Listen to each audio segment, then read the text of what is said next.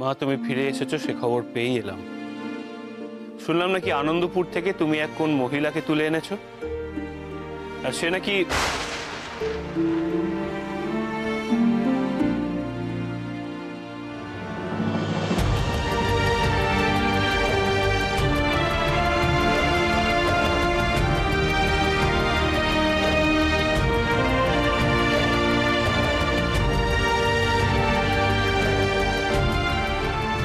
মা, আমার তোমার সঙ্গে কিছু কথা আছে।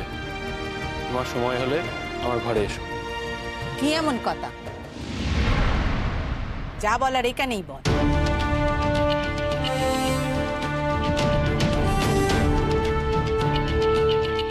মা, আমার যা কথা আছে সেটা একান্ত ব্যক্তিগত, আর ব্যক্তিগত কথা আমি বাইরের লোকের সামনে বলা যে পছন্দ করি না, সে তুমি খুব ভালো করেই জানো।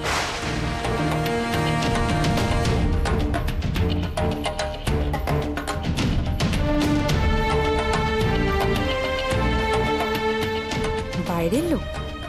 তুমি বাইরের লোক আর ঘরের লোকের তফাৎ বোঝো মহেন্দ্রবাবু? ঘরের লোক দেখতে চাও? খুব শিগগিরই ঘরের লোক হয়ে আমি তোমায় দেখিয়ে দেব। ঠিক আছে, তোমরা একটু বাইরে যাও দেখি, মইনের কি গোপন কথা আছে একবার শুনি।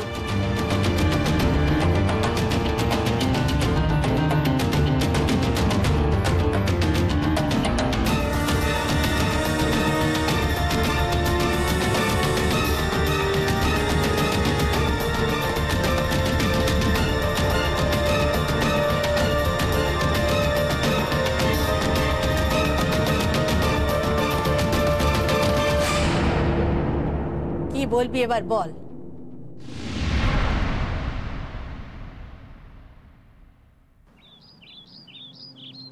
দেখো, বড় গিন্নি তার ছেলেকে শাস্তি দেওয়ার জন্য ঘর ছাড়, ঠিক তার পরের দিনই ফিরে এলো ওই সইয়ের বিধবা মেয়ের হাত ধরে। হ্যাঁ। এতে তোমাদের সন্দেহ জাগছে না? আমার কিন্তু জাগছে। থামুন দেখি আপনি। যদি দেখতাম যাই বুড়ো মেয়ে মানুষ, তাহলে একটা কথা ছিল, বুঝতুম যে আবার ছেলের বিয়ে দেওয়ার জন্য বড়দি কোনো একটা ফোন দিয়ে এটেছে। ও বাবা, এ যে একেবারে ধিঙ্গি বেদবা মেয়ে মানুষ। হ্যাঁ, মরে যাই মরে যাই, কি সাজের ঘটা বেদবা মেয়ে মানুষের। একেবারে পিঠের ওপর চুল ছেড়ে সে সারা বাড়ি ময় নাকি ঘুরে বেড়াবে পটের বিবিটি সেজে, আবার তাকে কিছু বলা যাবে না। না দিদি, তুমি এতটা নিষ্ঠুর হয়েও না। বলি বেদবা বলে কি সে মানুষ নয় নাকি? তার কি সাত আল্লাহ থাকতে নেই? আমার মনে হয় বড় গিন্নি বেদদার সাগরের থেকে মন্ত্র নিয়েছে। ওটা এমনও তো হতে পারে ছেলের বেদবা বেদে আর ফোন দিয়ে আসছেন। বলো, আচ্ছা দিন দিন তোমার কি হচ্ছে বলো দেখি? ভীমরতি ধরেছে নাকি? ভীমরতি? বড় গিন্নি তার ছেলের সঙ্গে ভেদ ভাবিয়ে দেবে? আর বাবা, সূর্য পশ্চিমে উঠতে পারে, সেও ঠিক, কিন্তু এ ঘটনা বড় গিন্নি কখনোই ঘটাবে না। আমার মনে হচ্ছে বড় গিন্নির এর মধ্যে বড় কোনো মতলব আছে। না না না না, ওই মেয়ে মানুষটাকে চোখে চোখে রাখতে হবে। সে জামাইবাবু আপনি আমার উপর ছেড়ে দিন। ও মেয়ে মানুষকে আমি চোখের আড়াল হতে দেব না। মা, এসব কি শুনছি? কাকে এনে তুমি ঘরে তুলেছো? কে ওই মহিলা? ও আমার সইয়ের মেয়ে, এখন থেকে সে এখানেই থাক। এখানে? মা, মজার বিষয় তো। তা বলি, এটা আমাদের বাড়ি না দাতব্যশালা? হ্যাঁ, যে যখন ইচ্ছা এসে ঢুকে পড়বে। বিনু তো নিজের ইচ্ছে এখানে আসেনি, আমি তাকে সঙ্গে করে নিয়ে এসেছি। তার তিন কুলে কেউ নেই, বিধবা মানুষ, কোথায় থাকবে শুনি সে? বেশ তো মা, তোমার যদি সমাজ সেবা করার এতই ইচ্ছে থাকে তাহলে তো আমাদের আরো বাড়ি রয়েছে, বেশ কয়েকটা বাড়ি খালি পড়ে রয়েছে, কোনো ভাড়াটা নেই, কেউ নেই, সেখানে এনে তুললেই তো পারত।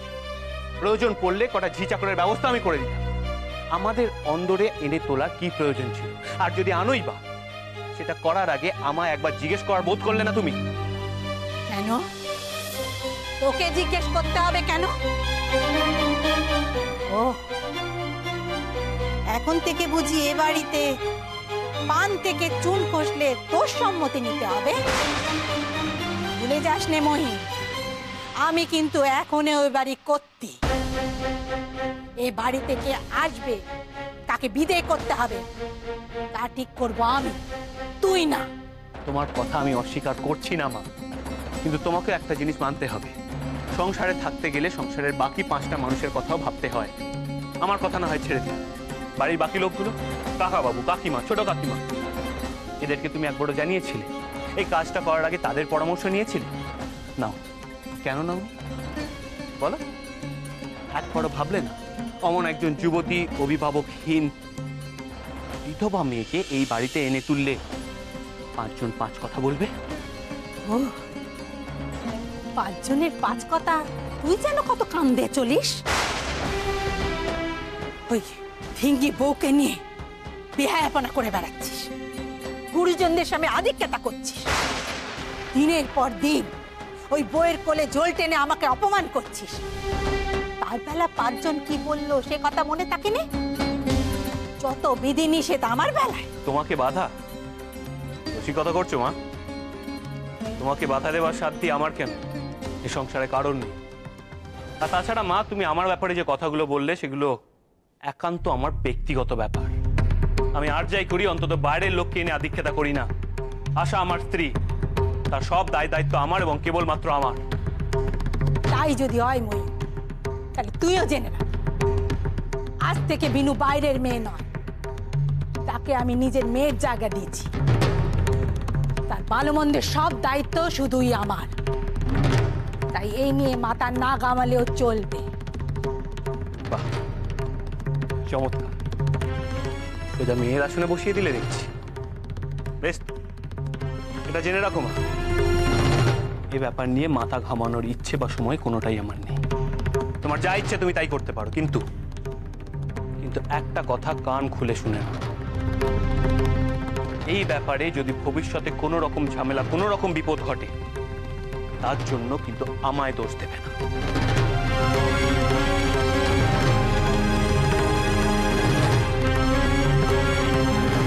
আজ শাওরিমা আমার উপরে যা রাগ করেছিলেন, তুমি না থাকলে হয়তো ওনাকে খাওয়ানোই যেত না। কেন রাগ করেছিলেন কেন? বারে রাগ করবেন না বুঝি? আমি তো এমনিতেই একজন অকর্মের থেকে কোনো কাজই গুছিয়ে করতে পারি না, কিন্তু আজ যে আমি অনেক বড় একটা ভুল করে ফেলেছি গো। কত বড় পাপ করেছি আমি। নিচে কথা কয়ে রাধা মাধবের ভোগের নাম করে শাওরিমাকে খাওয়ালেন। আমার তো ভাবলেই বুক ধুকপুক করছে। তোমার ভয় করছে না ভাই? কি গো ভাই, ভয় করে না তোমার? ভয়? কিসের ভয়? পাপ পুণ্যের ভয় আমি করি না। আর মিছে কথা যা বলেছি তো আমি বলেছি, তোমার ভয় কিসের? পাপ পুণ্যের ভয় তুমি করো না? না, করিনি। এবার মন থেকে ভয়টা মুছে ফেলো দেখি। এবার বলো তো, এই ঘরখানা বুঝি তোমার? হ্যাঁ, আমারই তো। এই ঘরে আমি আর উনি থাকি। বাহ, তোমার পছন্দ তো বেশ চমৎকার। না না, এসব আমি পছন্দ করে আনিনি, আমার স্বামী এনেছেন। উনি খুব শৌখিন মানুষ, আবার খুব কুতকুতেও। উনি নিজের হাতে এটা ওটা কিনে আনেন, আর আমায় জিজ্ঞেস করেন আমার পছন্দ হয়েছে কিনা। আমি তো চাই এসব কিছুই বুঝি না। উনি জানেন আমার তাই খুব পছন্দ হয়।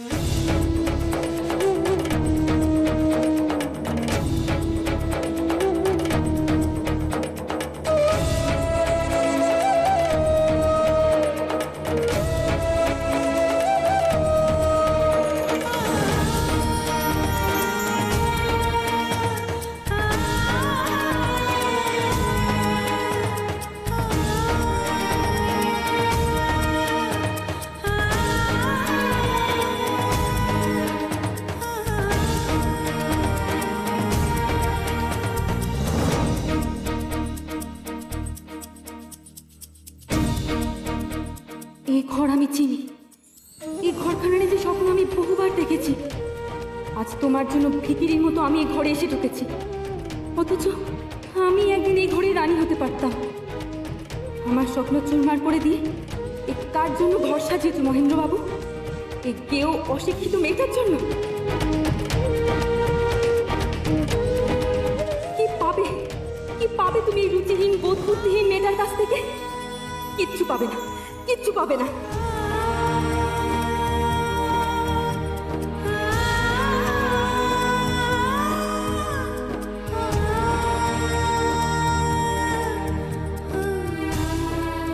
তোমার এই সুখ, এই স্বাচ্ছন্দ্য, এই অহংকার আমি যে আর সহ্য করতে পারছি না আশালতা।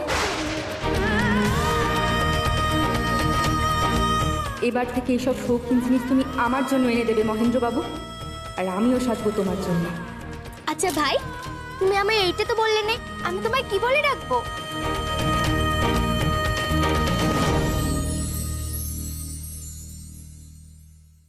চোখের বালি, চোখের বালি।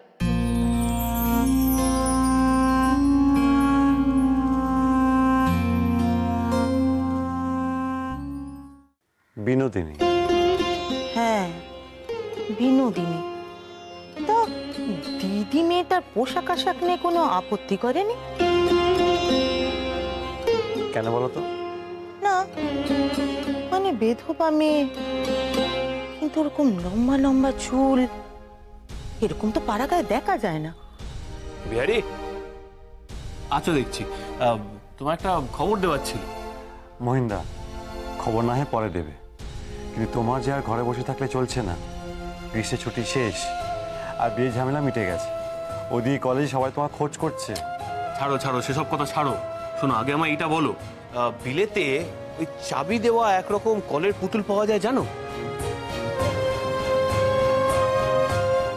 সে আবার কেমন পুতুল নয়?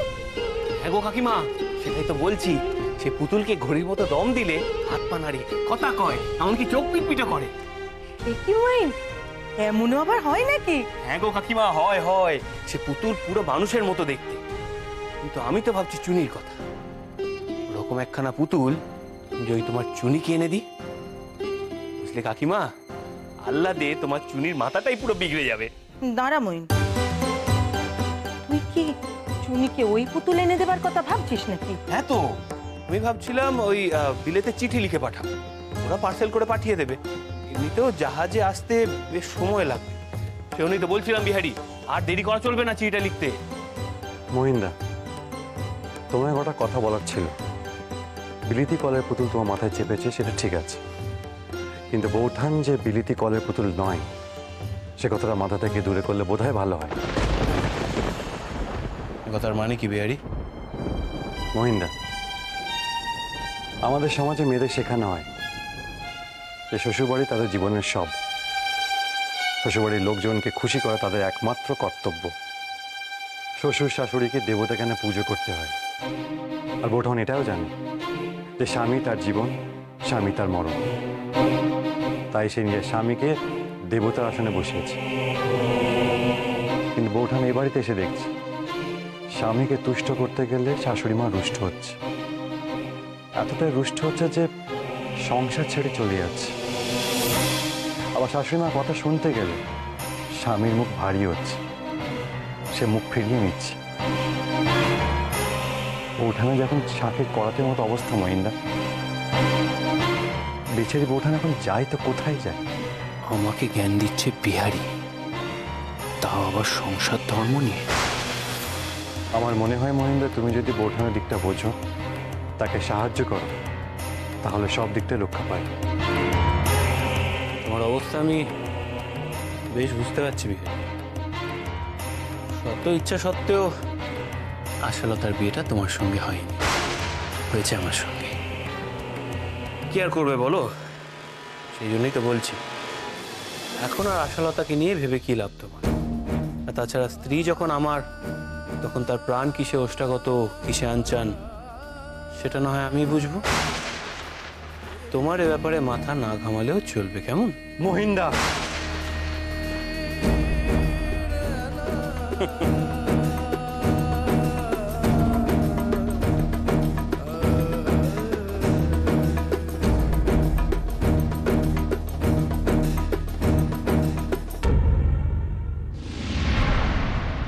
চোখের বালি? এ আবার কেমন নাম ভাই? কেন, পছন্দ হলো না বুঝি?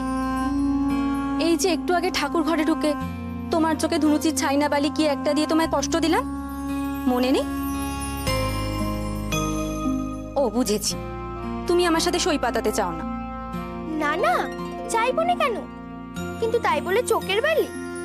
চোখের বালি বুঝি একটা পাতানোর মতো সম্পর্ক হলো? কত তো সুন্দর সুন্দর নাম আছে, গঙ্গা জল, বকুল ফুল, মিছিপানা, সে সব কিছু সেরে কিনা শেষে এই চোখের বালি নাম কেন শুনতেই কেমন সত্তর সত্তর মনে হয়।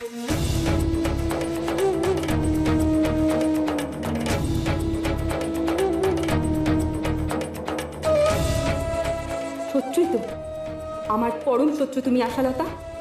আজ আমার জীবনটা তছনছ হয়ে গেছে শুধু তোমার জন্য, শুধু তোমার জন্য। তোমাকে আমি গঙ্গা জল, বকুল ফুল এসব নাম কি করে দেব? তুমি যে আমার চোখের বালি। জানো তো, আমার বৌদি, দিদি, জ্যাঠাইমা সবাই সবাই আমার ছোট্ট থেকে পোড়ার মুখী, হতবাগী, মুখপুরি এসব বলে ডাকে। সেসব শুনেই আমার অভ্যেস হয়ে গেছে। তুমি আমার চেয়ে বয়সে ছোট, কিন্তু সম্পর্কে সম্পর্কে তুমি আমার দিদিও নও, বৌঠানও নও। এ ভারী গোলমেলে হিসেব ভাই। তোমার ওই মুখ পুরি পোড়ার মুখের চেয়ে কিন্তু আমার চোখের বালি ঢের ভালো। হ্যাঁ ভাই, তুমি কিন্তু এই কথা কেন ঠিকই বলেছো। আচ্ছা দাঁড়াও, চলো আমরা আগে সই পাতাই।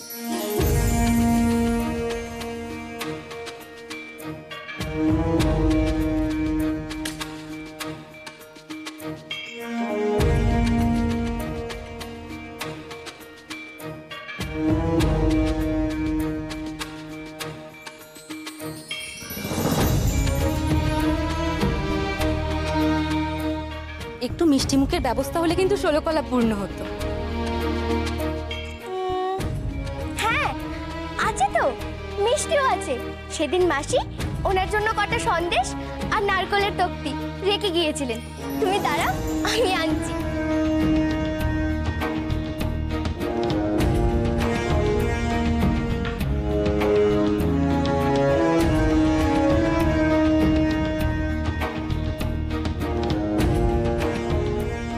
এসো ভাই, এখানে এসো, বসো।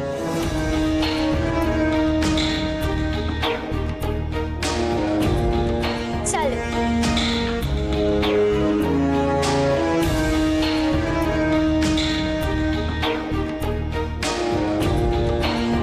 আজ থেকে আমরা দুজন সই পাতালাম। আজ থেকে তুমি আমার চোখের বালি হলে।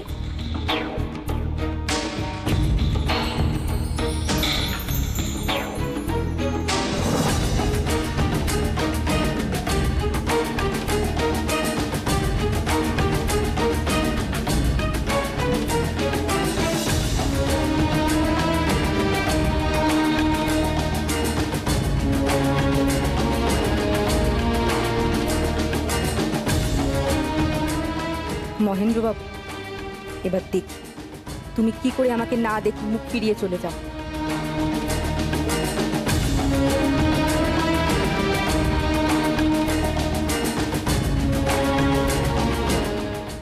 আমার তো শাওরি মাকে বড্ড ভয় করে, আর ভয় করে বলেই না আমি সব কাজ এমন গোলমাল করে ফেলি। ভয় কি আছে, উনি খুব নরম মনের মানুষ। আচ্ছা, এরপর থেকে আমি যেমন যেমন করে শিখিয়ে দেব, তুমি ঠিক তেমন তেমন করে কাজ করবে। দেখবে উনি আর তোমার উপর রাগ করতেই পারবেন না।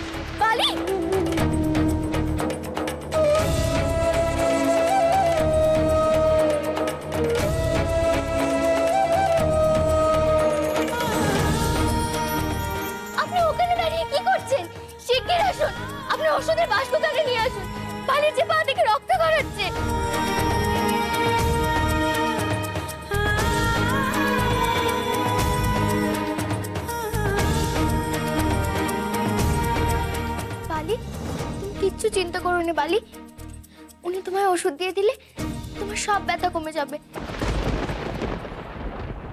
দোহাই আপনার, শিগগির করুন, পায়ে যে কাজ ফুটেছে।